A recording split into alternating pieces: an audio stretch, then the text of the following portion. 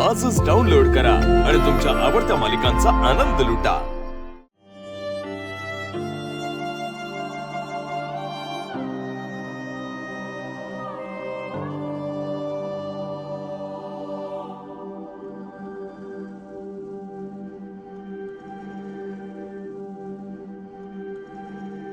अहो,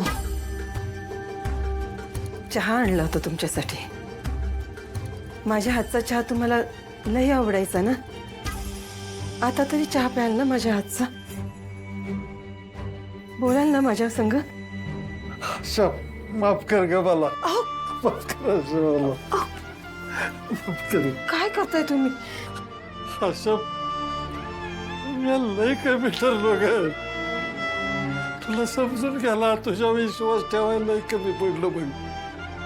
आयुष्यभर तुला कोसत आलो, तुझा रागराग करत आलो। आता कुठं कळतंय मला बघ, का तू दुसऱ्याच्याच कोणाच्या तरी चुकीची शिक्षा भोगत आलीस। अगर नवरा म्हणून तरी मी तुझ्या मागे उभं राहायला पाहिजे होतो। नवरा म्हणून मी नालायक ठरलो ग, नवरा म्हणून। अहो, काय करताय तुम्ही? जे काय झालं त्यात तुमची काय चूक होती? हे बघा, झालं गेलं गंगेला मिळालं। सगळी परिस्थितीच माझ्या विरोधात होती, तिथं तुम्ही काय करणार होता? माझ्या आयुष्याची 20 वर्ष मी एकटीनं काढली।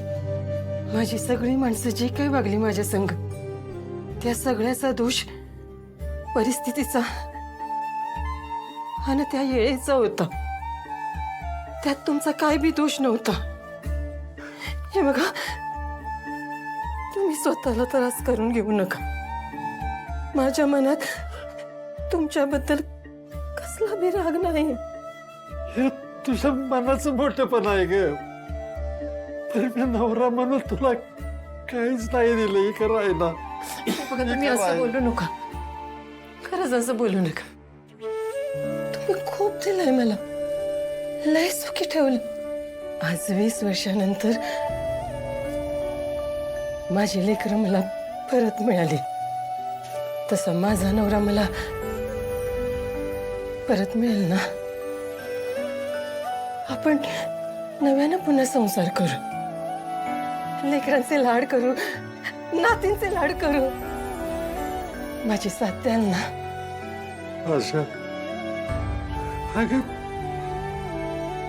तुझ्यातला तिळभर जरी समजूतदारपणा माझ्यात असतं का नाही, तर आपल्याला एवढी वर्ष इकडे नसतं का राहायला लागलं, नसतं राहायला लागलं। झालं गेलं समजा, विसरून जा।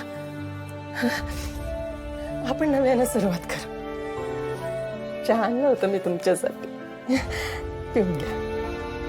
गार झालास, गरम करून आण। असू दे, असू दे, बघू बघू ना तीच आहे का अजून आपल्याला बघ।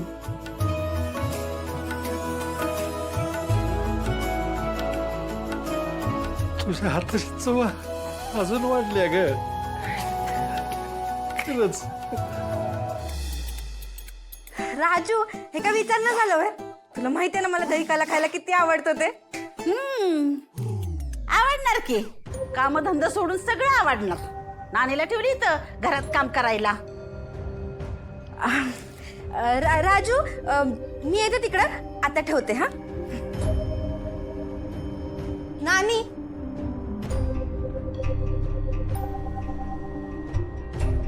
सकाळपासूनची समधी कामं उरकलेत, मग आता काय अडचण आहे तुम्हाला? मला कसली अडचण असणार आहे बाया? आता सगळं घर चालतंय ती तुझ्या चालीवरच चालतंय की। म्हणजे तू म्हणशील तेव्हा उठून माहेराला जाणार, वाटेल तेव्हा तू येणार, पाहिजे तेव्हा तू काम करणार, आणि पाहिजे तेव्हा तू एक तास फोनवर बोलणार। अगं सगळं घर तुझ्याच चालीवर चाललंय या, तुझ्याच पद्धतीनं चाललंय या। मला कसली अडचण नाही बघ। नानी, तुमच्या गोड बोलण्यातले टोमणे आहेत ना, ते कळतायत मला। कळतंय ना? हा, कळतंय ना? मग तसं वागावं। पाय जर सासरी ठरत नसेल ना, तर कायमचे तिकडे निघून जा। माझा तरी ताण जरा कमी होईल। ताण? कसला ताण? मला सांगा की मी कमी करते। आता सकाळपासून एवढी कामं केलीत, ताण कमी करायला किती वेळ लागतोय तेव्हा? पण हा ताण जर तुम्ही स्वतःच विनाकारण ओढून आणला असेल ना व, तर त्याला मी जबाबदार नाही. बया चांगली सिगट टोमणं देते सासूला. हा हे बघ, हे असलं बोलायचं नाही परत मला, नाहीतर माझ्यासारखी वाईट कोणी नाही. तुझ्या संग कसं राहावं खरंच.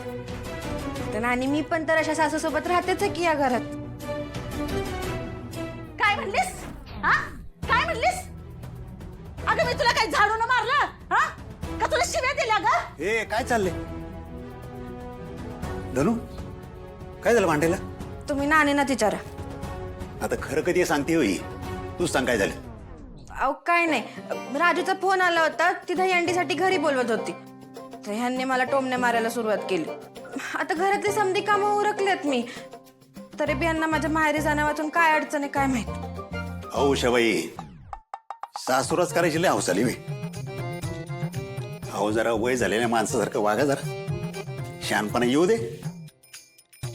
कसादान कदा तोंडाचा पट्टा चालू ठेवून घरातलं वातावरण बिघडवायचंय का? अहो सणासुदीचं जायचं म्हणते ना, तर जाऊ दे ना. अहो हेच वय असतं सगळ्यांबरोबर सण साजरं करायचं. आणि एक लक्षात ठेव, असल्या बारीक सारीक गोष्टीवरून आहे ना, पुरीला काय बोलली ना तर माझ्यासारखा वाईट कोण नाही, लक्षात ठेव. मी कोण बोलणारी? बसवा हिला डोक्यावर बसवून घ्या, म्हणजे तुम्हाला अक्कल येईल चांगली. होय होय, बसवल डोक्यावर मी. लेख आहे माझी ती, चालेल मला. धनू जातो आवर. मला पण आवडलाच ते यायला, पण मला जरा काम आहे. जाऊ तुम्ही मजा करा.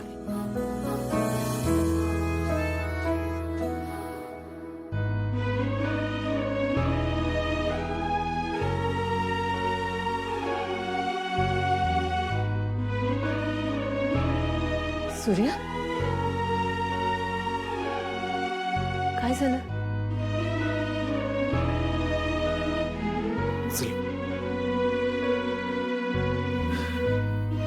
चल माझ्याबरोबर. अरे पण काय झालं? सांग ना काय झालं? अरे सूर्या,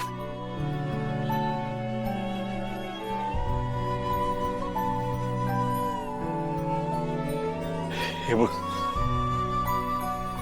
रोज या झाडापाशी येऊन तुझ्या आठवणीत रडायचो मी.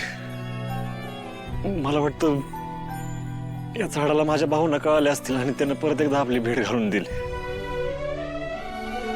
आई,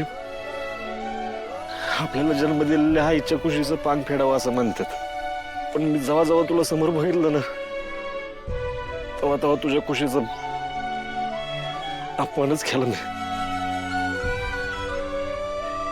अरे सूर्या, असं किती दिवस स्वतःला त्रास करून घेशील? जगातला सगळ्यात कमनशिबी माणूस आहे मी.